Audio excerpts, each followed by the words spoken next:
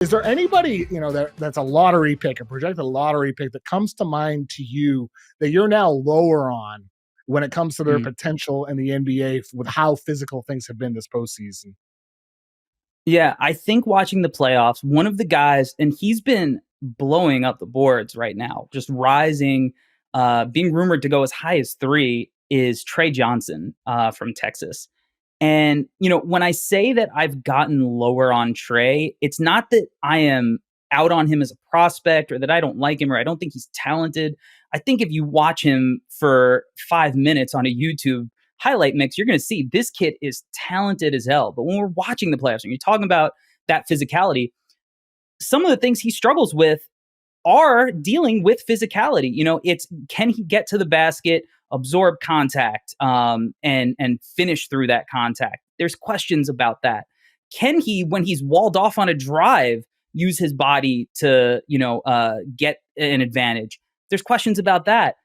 Defensively, what is that going to look like? And that's just kind of from a physicality perspective. I think one of the other things that we talk, that we're learning from these playoffs is that you also have to be somebody who is a very quick decision maker and isn't playing like a lot of one-on-one, just strictly looking for your shot, but it's, potentially also making plays for your teammates. And I get a little nervous with Trey there. I know that Trey is a talented passer. I'm not denying that. I've seen him make high-level reads, and I'm talking about in person. I've seen that were really impressive. But to me, it seems like a last resort with Trey, that he doesn't want to do it unless he absolutely has to when he sees 2 or 3 defenders show up. And I think that's the kind of thing that, outside of the physicality, makes me question just how high a player like Tre Johnson should be taken if we're looking at it through the lens of 16 games.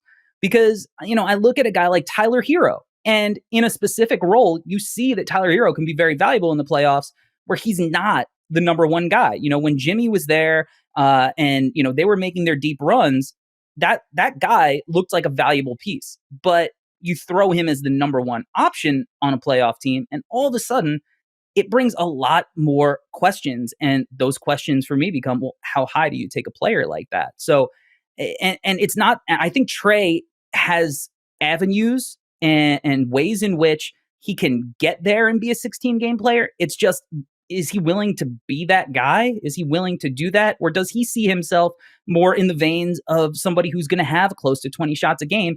And that's kind of what worries me about Trey as a 16 game prospect.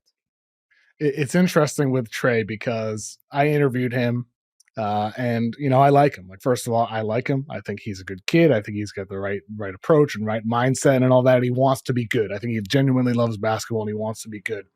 With him, I do think he's going to be one of those guys where situation is going to be pivotal to determining who he becomes as a player. Because Corey, you're right with some of the concerns with him. If you look at my draft guide and some of my concerns with him, I note defense, no da with him. He doesn't have great strength. He doesn't have great size. He can become a target. He also is just like, he's aloof at times. The effort and focus comes and goes. The shot selection on offense with him at Texas, he didn't get to the rim a lot, did not absorb contact well. He's very much a perimeter-oriented player. So everything you said, I agree with. However, he is a movement player. He's a movement shooter. He's comfortable in motion. At Link Academy in high school, we did see a bit more of the playmaking willingness. He was asked to score more at Texas. And so I'm very much split with him because on one hand, it's like, well, I could see him playing for the Pacers. I could see him as part of that offense, and maybe he grows and becomes this guy who feels empowered on defense and uses his traits to become a competent defender on top of being able to play with motion and play with speed. But on the other hand, it's like, well, what if he falls into a bad situation? And like, what if he's in Washington and he's playing next to Jordan Poole? I don't know if he's going to learn some great habits over the long term to become the player that he needs to be to be one of those 16 game players. And so I'm split with him, Corey. I lean kind of both directions. It really depends on where's he going to end up. Like Tre Johnson, I just hope he lands in one of the ideal situations. Is there a team that you would feel better about his outcome into the future where you're like, okay, Tre Johnson landed here. Maybe I'll look wrong, but that's okay. I mean, certainly San Antonio, if we're talking top of the draft, right? If that was, but honestly, I think Charlotte, I can make an argument both ways for too, because It's tough. I obviously, Next to LaMelo and Brandon Miller, they need leadership too. They need that. They do need leadership. Setter, you hope that the coach, their new coaching staff, their new front office is kind of having a top-down approach from that. Who knows what, LaMelo's future holds there too. I don't know if I would pencil him in as definitely going to be the guy running the show next year. But stylistically, a guy like LaMelo who makes everybody better, and would move Tre off of the ball, especially because you're going to get Brandon Miller on ball reps. So having two other guys who can, play, I think, a synergistic style. I think Brandon Miller is a really good passer too. Maybe that's something, especially there's not anybody in particular in his way positionally that is going to prevent him from having any runway. I do think that would be an interesting fit. But obviously, like you said, if he ends up there, you do worry about, the leadership there. I mean, Washington would worry me too. I mean, honestly, that's the thing. I look at the top of the draft. And, obviously he'd be great in Dallas, playing off of those stars, but Dallas isn't going to take him number one. For sure. It just, the board, I think, is weird. I'm from New York. I look at a team like Brooklyn.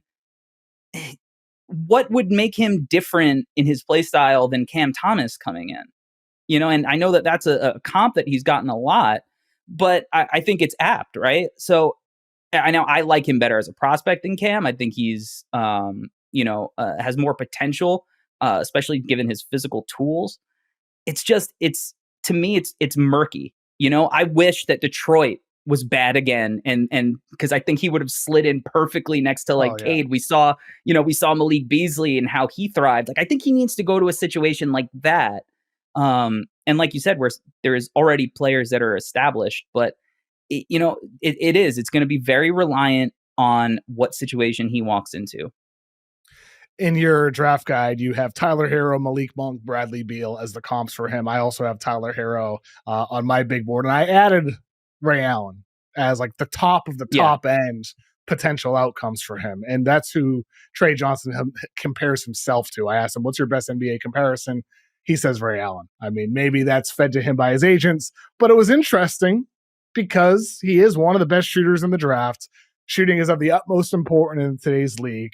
He's very comfortable on the perimeter. So I'm unchanged with Tre Johnson. I still think he belongs in the top 5, but I very much understand the concerns with him.